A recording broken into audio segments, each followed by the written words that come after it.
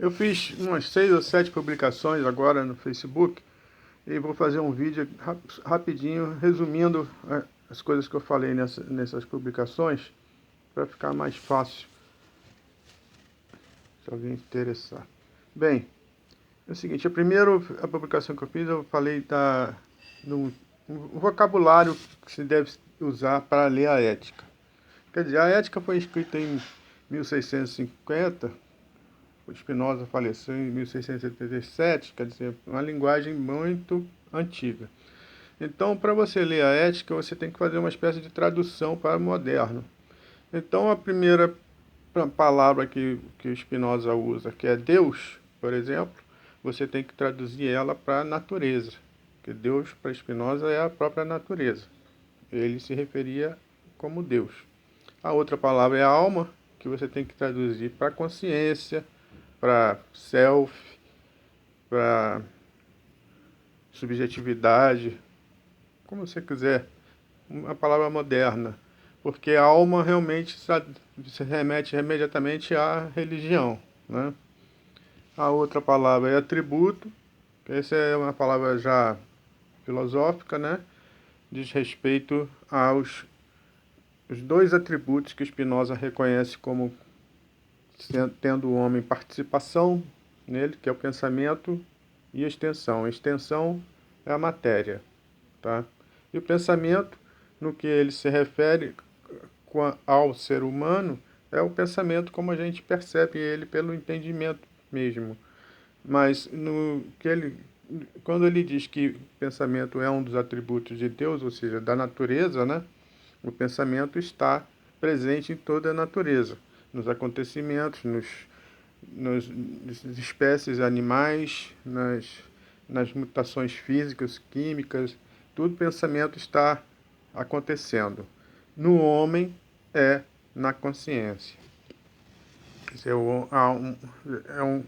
O homem participa com o pensamento dele no pensamento mais amplo que é da natureza.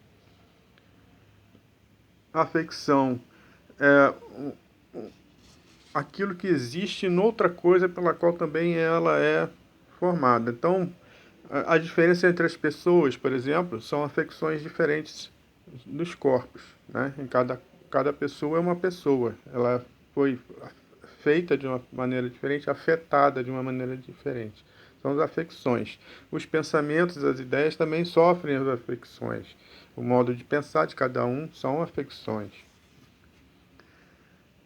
Outra coisa, foi só isso, né? Modos são os corpos são modos, né?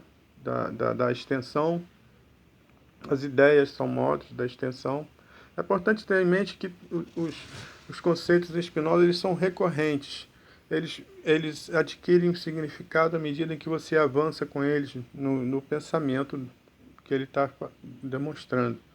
Isso é uma coisa que põe muita dificuldade mesmo, porque você tem que ter sempre uma noção localizada de como ele está querendo dizer o que ele está dizendo, entendeu? Então, uma hora ele fala de modos, ele está se referindo à natureza, outra hora ele está falando de modos, está se referindo a ideias, e outra hora está falando da pessoa mesmo, em relação ao desejo, aos modos, de modo geral.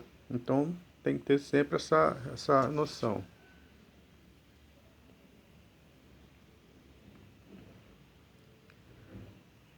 As palavras para Spinoza, por exemplo, são como se fossem corpos. Não exatamente corpos físicos, são corpos pensantes, né? São ideias. Essas ideias se afetam umas às outras. Não exatamente do mesmo modo que os corpos, mas ao mesmo tempo do mesmo modo. Ficou esquisito, deixa eu ver.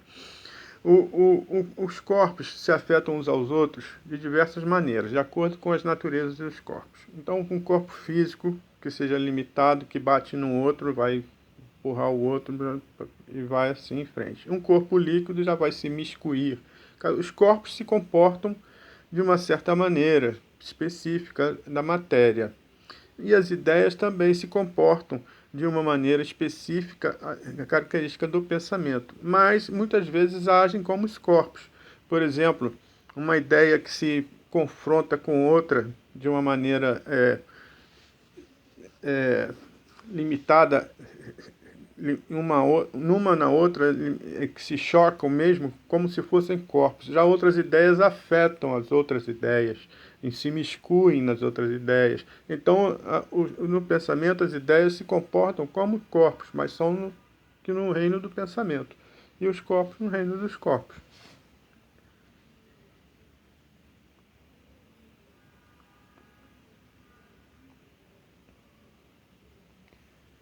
Bom, enfim, essa vídeo rapidinho. Para você ler a ética, você tem que ter essa noção de que ele escreveu no modo more geométrico. Então, as partes da ética você percorre no sentido de entender, mas se deslocando nos sentidos das palavras. Ele não escreve no modo linear, com a lógica, é, com com comprovações todas as palavras são significados que têm uma variação em acordo com a situação.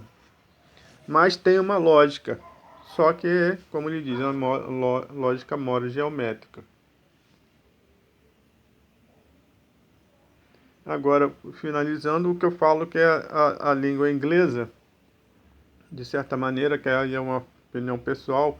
Inclusive, eu falo que o Spinoza prometeu escrever uma quarta parte do livro dele sobre a gramática hebraica, e a última parte, que ele ia falar sobre sintaxe, ele não escreveu. Então, eu vejo a ética como tendo uma grande parte, um aspecto linguístico. E eu acho que ele não escreveu porque, se ele fosse escrever, eu acho que ele reescreveu o que ele já tinha escrito na ética. Então eu acho que ele deixou isso para lá. Não sei se foi essa a razão, claro, mas eu suponho que sim. E a língua inglesa, aí também vai outra audaciosa hipótese, né? A língua inglesa, eu acho que ela tem muito a ver com a língua hebraica, no tipo de dinâmica, né? Então, as palavras em inglês, para mim, são como corpos que afetam uns aos outros. Você pegando as palavras em inglês para escrever uma frase, você não vai fazer uma articulação de sufixos, prefixos, pronomes, preposições, tudo de uma forma a concordar, né, dentro de uma concordância. Você vai fazer um rateio das palavras. Você vai colocar as palavras na ordem e segundo a lógica interna da gramática inglesa, né?